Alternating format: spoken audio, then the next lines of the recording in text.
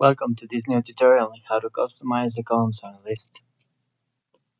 In order to customize your columns, you need to go to Customize. In the Customize menu, you will see the number of columns available to your list. You can simply check or uncheck the column that you want to appear in your list.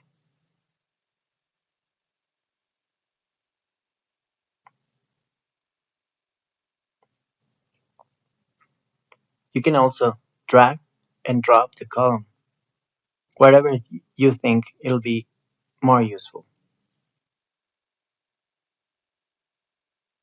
You can also disable row click to avoid viewing the details of a selected item.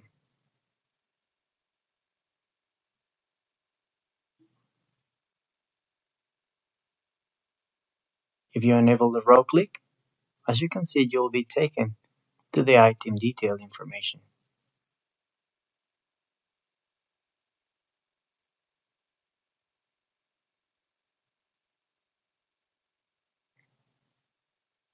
If you modify something and you want to keep the setup, you can go to Customize and save the configuration.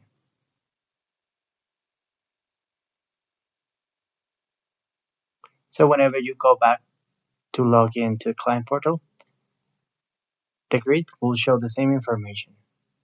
To clear the configuration and go back to the original setup, you just need to clear the configuration.